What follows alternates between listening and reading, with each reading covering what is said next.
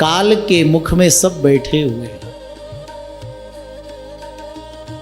इस काल रूपी अजगर के मुख में हम सब बैठे, ये कब अपना मुख बंद कर ले और अपना वही क्षण अंत हो। ऐसे काल रूपी अजगर के मुख में हम बैठे हैं और फिर जाएंगे, फिर आएंगे इसी के मुख में, फिर शरीर त्यागेंगे, फिर आएंगे। अगर इससे हमें बचना है, भगवान के नित्य सानिध्य वैकुंठ में नित्य सेवा को प्राप्त करना है, तो एक ही उपाय है, श्रीमद्भागवतम शास्त्रम कलौ कीरेण भासितम। कलयुग में विशेषतर लोगों के कल्याण के लिए सुखदेव जी महाराज ने जो भागवती कथा कही है, उसको सुन लो, सबसे बड़ा सत्कर्म हो जाएगा। आप माया मोह से बच जाएंगे, आप काल रूपी अजगर के मुख से जन्म मरण से बच जाएंगे और आपको भगवान का दर्शन भी प्राप्त हो जाएगा। सभी ऋषि बड़े तपस्वी हैं, महापुरुष हैं, लेकिन देखो जिनसे हमें ज्ञान लेना है ना, गीता में भी भगवान कहते हैं, तद विद्धि प्रणिपातेन परिप्रश्नेन सेवया उपदेक्षन्ति ते ज्ञानम ज्ञानिनस्तत्वदर्शिना।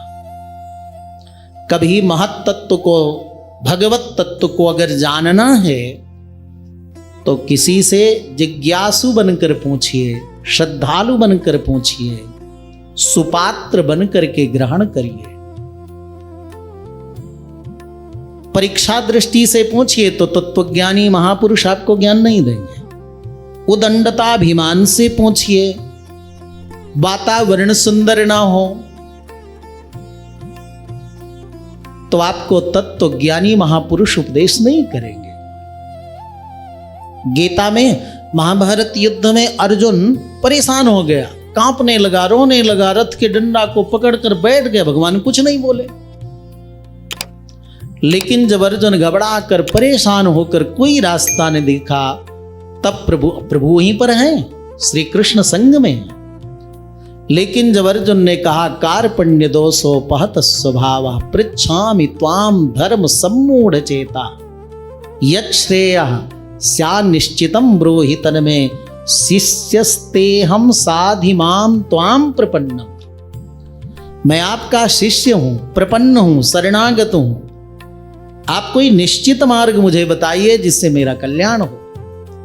जब अर्जुन ने कहा आपका मैं शिष्य, शिष्य माने अनुशासितम योग्यम शिष्यम, जिसके लिए कुछ कोई कहने में संकोच न करे, जो कैंकरी की भाव, किम करोम, और क्या करना, और क्या करना गुरुजी। जल ले आया, पुष्प ले आया, आसन बिछा दिया, फल फूल ले आया, और क्या करना, और क्या सेवा, ऐसा जो पूछे ओ शिष्य को ही ब्रह्म ज्ञान सद्गुरु जन देते थे।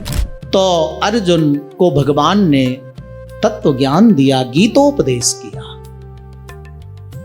आज ये सभी ऋषि मुनि बड़े तपस्वी हैं, लेकिन सूत जी महाराज से जब एक प्रश्न किया तो सूत जी ने बताया, अच्छा कितनी प्रशंसा की।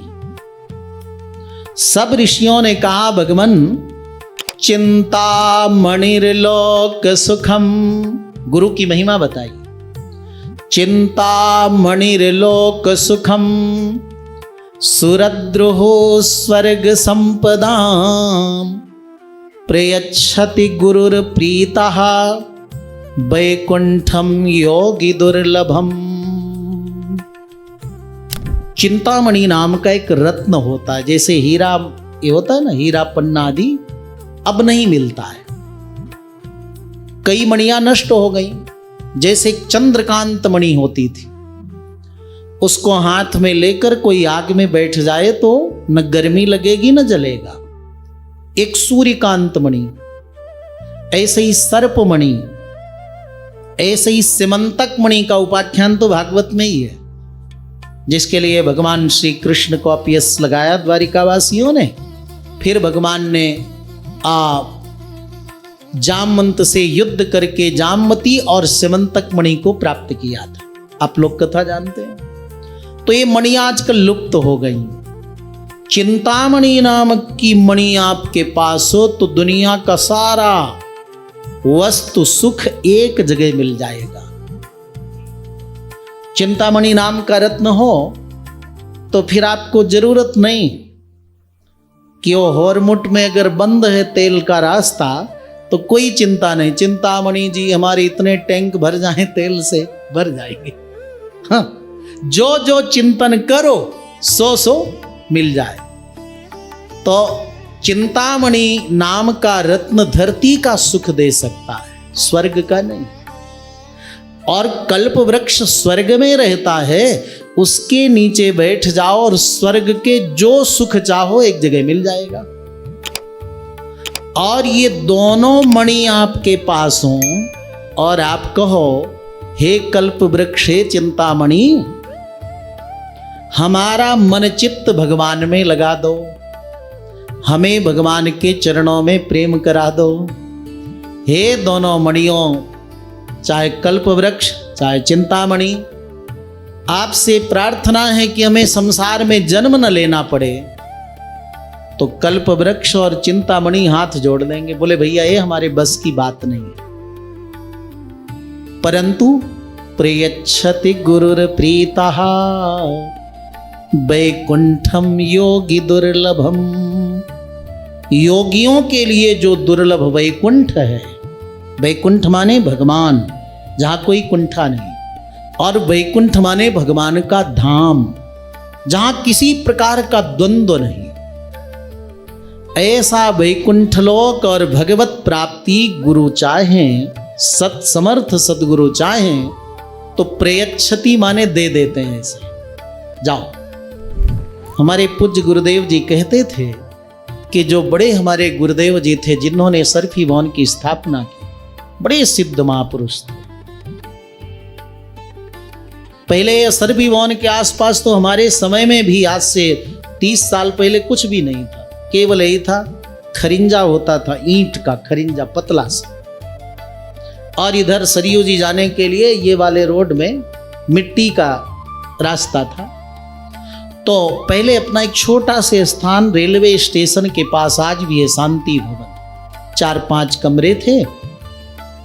कई महात्मा आ गए, विद्यार्थी आ गए। पूज्य महाराज जी का बड़ा उदार स्वभाव, परमार्थ रत्न की उपाधि मिली थी। परमार्थ माने परोपकार करने वालों में जो श्रेष्ठ है।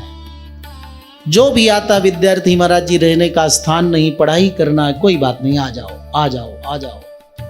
महात्मा कहते भजन करना, महाराज जी स्थान, आ जाओ। 5-6 कमरे। बारिश में बारिश आ जाती तो रात में बैठकर व्यतीत करते सैकड़ों लोग उसमें। ठंडी में भी कम्बल ओढ़ करके किसी तरह बैठे। तो स्वामी जी महाराज ने उस समय बैलगाड़ी में बैठकर आटा चावल लेकर गांव में धर्म प्रचार करते थे।